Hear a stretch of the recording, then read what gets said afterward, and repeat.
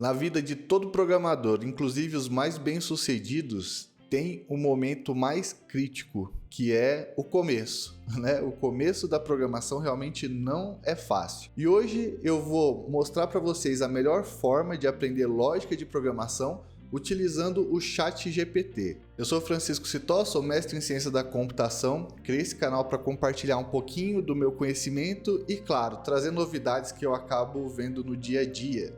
Então, se você gosta do assunto, já se inscreve aí no canal, não esquece não, tá? Eu até convido você a conhecer outros vídeos também no canal, ainda tá no começo, mas o seu apoio seria bastante importante, seria realmente algo importante para mim e para você, né? Porque nós vamos trocar bastante conhecimento, tá? Então, esse canal eu quero que seja bastante interativo e muito objetivo.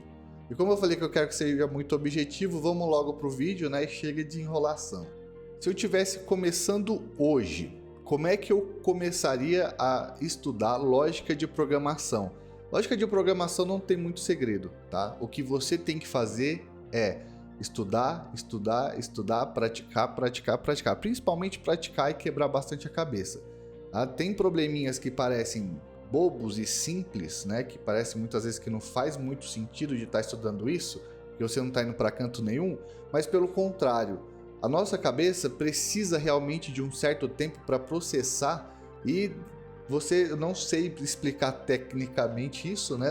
Não estudei muito a nossa cabeça, mas o que eu sei te dizer é o seguinte: você começa a estudar lógica de programação, não entende nada, de repente um dia você acorda, puf, você sabe. É muito engraçado. Então, para que isso aconteça, você realmente precisa praticar. Tá? E como é que a gente consegue praticar aqui no ChatGPT? Por exemplo, hoje eu vou resolver 2 exercícios com vocês para a gente ver como é que funciona, tá? E eu vou até testar e verificar se o ChatGPT também traz esses resultados de uma forma coerente. Então vamos lá. Crie 2 exercícios de lógica de programação. Pergunta bem simples, tá? Então, primeiro, verificar se um número é primo ou não. Então aqui ele explica, né? Escreva um programa que recebe um número inteiro como entrada e verifica se ele é um número primo ou não. Um número primo é aquele que é divisível apenas por 1 ou por ele mesmo. O programa deve exibir uma mensagem indicando se o número é primo ou não. Então vamos se preocupar um pouquinho aqui com esse exercício primeiro. Eu vou até copiar ele aqui e colocar no meu código-fonte como comentário.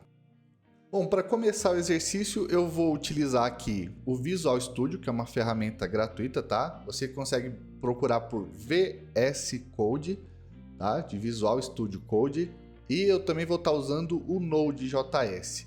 Então, trazendo aquele exercício para cá, coloquei ele como comentário para que a gente tenha uma referência, né? Criei uma função chamada primo, que é onde a gente vai colocar todo o código, e aqui o console que já vai imprimir o valor de primo, tá?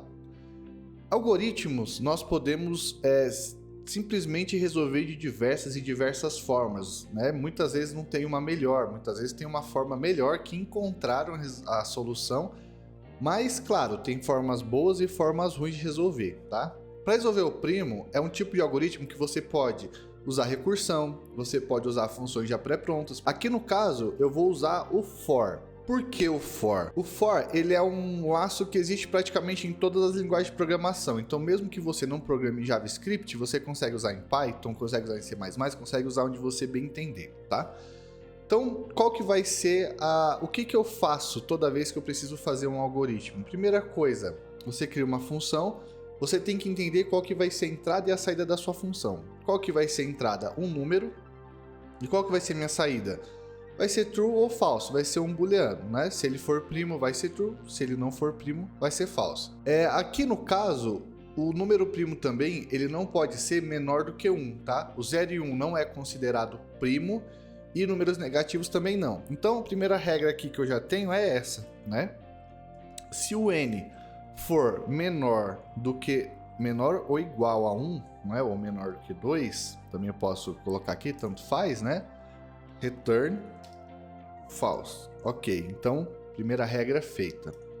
Agora, como é que eu vou fazer para achar um primo? Eu vou simplesmente percorrer, como eu sei que o n já é divisível, eu vou percorrer do número anterior ao n até o 2, tá? Então, se nesse percurso ele não encontrar nenhum número divisível, ele simplesmente sai do laço e retorna true, que o número vai ser primo. Se ele encontrar um número nesse percurso que seja divisível pelo número, ele já retorna false e nem continua mais processando. Então aqui eu vou começar com um contador chamado i, e eu vou mudar uma coisa que nós fazemos de costume, que é iniciando o i com 0, né? Não, o i não vai iniciar com 0. Dessa vez o i vai iniciar com n-1, número anterior ao número de entrada. E ele vai rodar até que ele seja maior do que 1, ou seja, 2, tá? E como eu tô indo do último para o primeiro, ele vai decrementando, tá? Esse passo aqui eu tô indo do último para o primeiro só para ficar um pouquinho diferente do que o convencional, mas você consegue no passo, inclusive, colocar expressões matemáticas, tá? Você consegue controlar ele de várias e várias formas. Então aqui qual que é a ideia? Se o meu n mod 1, isso daqui, o mod, ele é o resto da divisão, tá? Então ele vai retornar um número inteiro. Se for divisível, ele vai retornar o quê? 0. Então, se nesse percurso ele encontrar algum número que o resto dê 0, vai retornar false, tá? Caso contrário, caso ele tenha chegado ao final aqui e não encontrou nenhum, ele retorna true. Repara que eu nem coloquei if, else, não precisa nesse caso, tá? Eu simplesmente reduzi aqui a quantidade. Isso também é muito interessante de vocês irem treinando. Muitas vezes if, else vai deixando seu código um pouco confuso. Então, salvei aqui meu script. Eu estou utilizando o Node.js, né? Script. Desculpa, eu coloco normalmente script para fazer alguns testes. Então, ó, repara.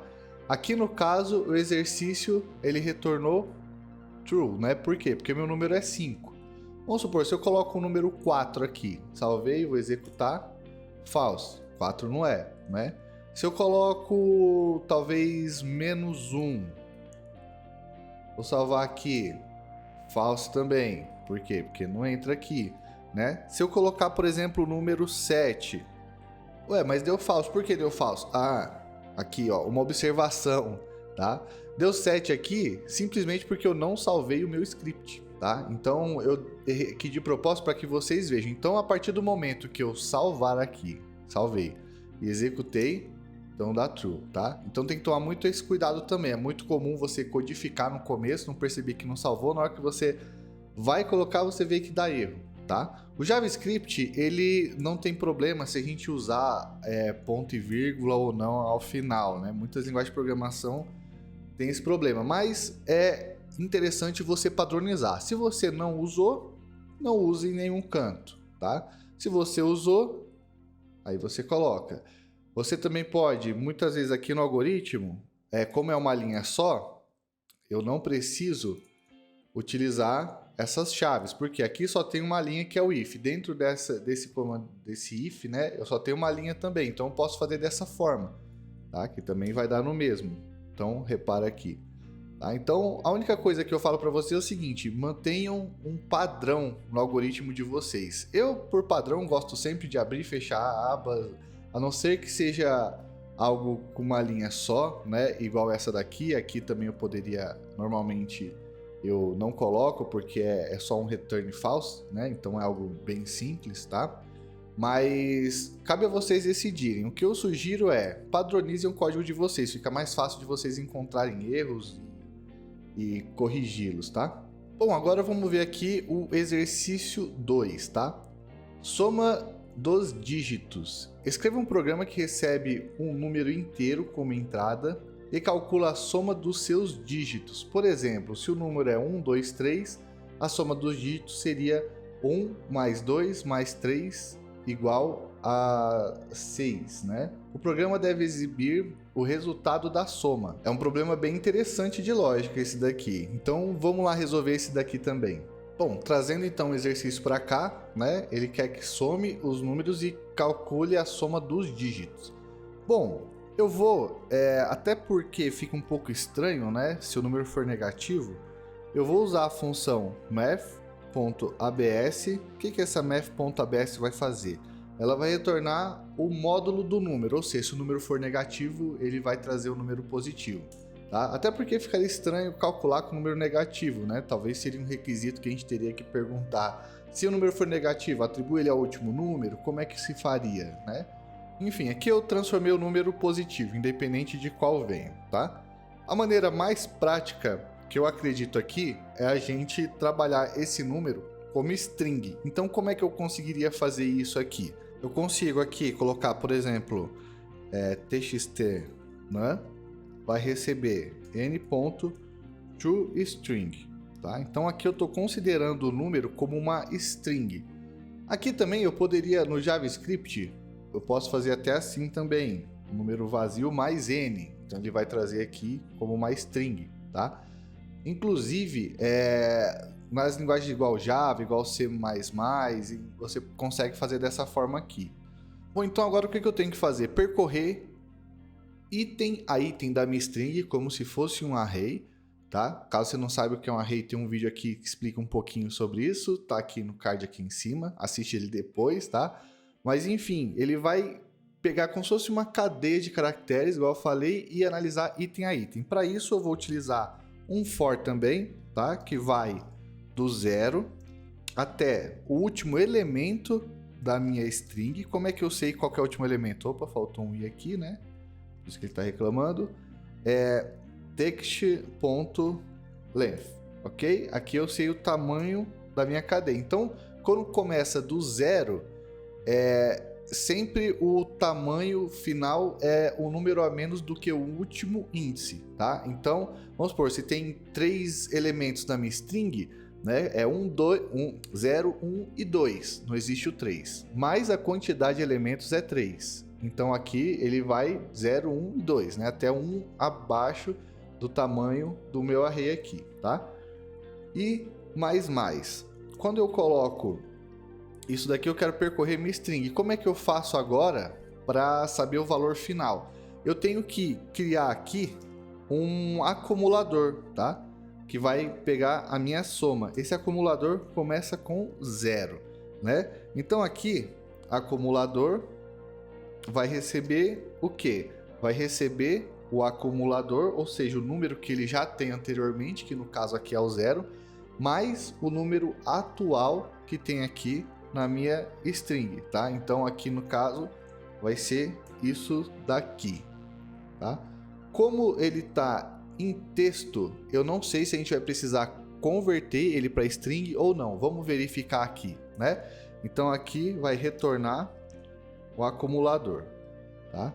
Então vamos fazer um teste. 1, 2 e 3, igual tem lá no exemplo, né? Salvei, vou executar meu exercício 2. Ó, repara que aqui ele na verdade considerou isso como uma string, então ele não somou, ele concatenou, tá? Esse 0 aqui, ele aparece porque o acum aqui ele começa com 0, tá? Então por isso que ele acumulou aqui. Então o que a gente vai precisar fazer? Transformar isso em um inteiro. Como é que eu então transformo isso em um número? Eu posso usar a funçãozinha parseInt aqui no caso, tá? Então ele vai transformar esse número inteiro. Quando eu salvar aqui e executar, agora sim, repara que ele calculou 6, né? Vamos supor 54, na hora que eu for executar aqui, deu 9.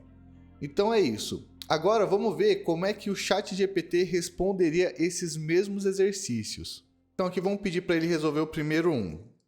Considerando script, resolva o exercício 1. Vamos ver qual que seria a resposta dele. Ele ainda faz uma explicação, né? Então aqui, ele criou a função sprime, né? Prime é primo, não é cousin não, quando é números é prime, que é falado. Então aqui ele vai receber um número, né? Se o número for menor do que 2, ele simplesmente retorna falso, tá? Então aqui ele vai pegar uma estrutura um pouquinho diferente da que eu fiz, ó. Ele fez o for, né? Ele começa do 2 até ser menor do que o número. E por fim, ele vai verificar aqui se o número é divisível por 1 igual a 0. Não, pessoal, eu não copiei do chat GPT não, viu?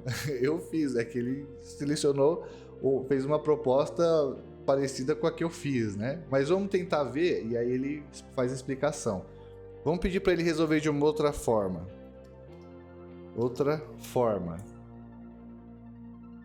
Então aqui, no caso, ele já usou o square do número, né? Esse square root aqui é a raiz quadrada do número.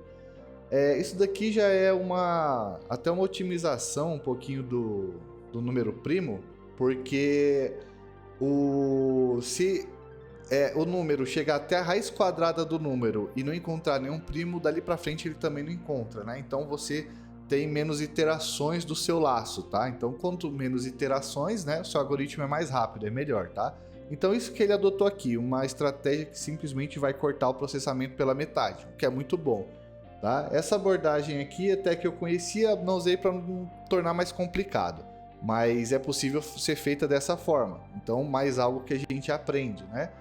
Então vamos tentar ver agora o exercício 2, como é que ele resolveria. Caso vocês queiram ver os exercícios, né, que o ChatGPT respondeu, dá uma pausa no vídeo, tá bom? Eu vou passar um pouquinho rápido só para acelerar mais. Então aqui, ó, repara que aqui ele foi fazendo as sucessões, né, usando um while, tá? Lembrando que esse while é um laço que normalmente a gente não sabe quando é que vai parar. Então aqui, enquanto o número for diferente de 0, né, ele vai pegar aqui o resto da divisão por 10. Esse resto da divisão por 10 vai ser Repara que é de 10 em 10 que ele está fazendo isso. E ele vai voltando aqui para o number. Então, repara, se eu dividir aqui 123 por 10, né, o resultado vai ser 12 e vai ser o resto 3. Né? Depois, vai só... O 3 já foi, ele já adicionou aqui na soma, tá? E aí o que vai acontecer agora? Vai sobrar o 12. Divide por 10, né? Aí qual que é o resto? 2, tá? Então, e por fim, divide 1 por 10, é 0, resto 1. Então, ele também funciona. Algoritmo bem simples até também, né, de se fazer, tá? Então aqui tem muitas outras formas, muitos outros exercícios que você pode ir criando e ir se exercitando, né? Inclusive, você pode criar, por exemplo, crie agora exercícios com uso de arrays, né? Então, ó, a média dos valores, encontrar o maior valor. Então você consegue ir definindo aí a dificuldade dos exercícios que você quer, baseado no que você vai descrevendo para o ChatGPT, né? Inclusive você tem o respaldo de ele poder criar esses algoritmos para você. Nem sempre os algoritmos que ele cria, às vezes são os melhores que existem, né?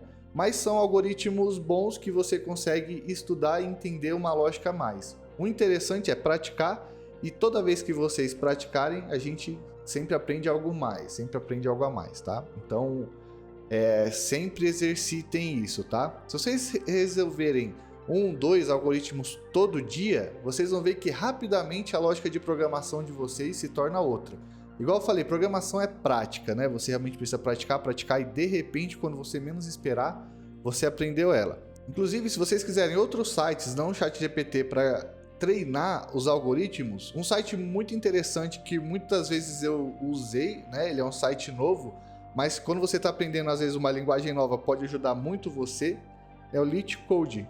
Ele mostra para você o seu algoritmo e a eficiência desse algoritmo. Então é bem interessante de você estar usando. Se você criar uma conta, acho que até gratuita, né? Tem a conta Premium, mas ele traz para você diversos algoritmos que muitas vezes é utilizado até em entrevistas de emprego. Tem esse HackerRank também, que é um site bem famoso, tá? E se vocês pesquisarem na internet, vocês vão encontrar muitos e muitos outros. Por exemplo, esse CodeSignal, também você consegue treinar seus algoritmos. Tem o Code Wars, tem, enfim, uma série de outros sites que você consegue aí tá testando, né? E tem já os desafios para você conseguir fazer, tá bom? Bom, o vídeo de hoje era isso. Eu peço para que não se esqueça de se inscrever aqui no canal, tá? Também, se você gostou, deixa o seu like. É muito importante, principalmente nesse comecinho de canal aqui. Eu quero trazer cada vez mais informações. Se vocês tiverem algo que queiram que eu crie um vídeo, essa é a hora, né? O canal é pequeno também, muitas vezes eu vou conseguir produzir um vídeo específico para os pedidos dos inscritos do canal, tá? Então agradeço demais vocês pela audiência novamente e a gente se encontra na próxima. Até mais!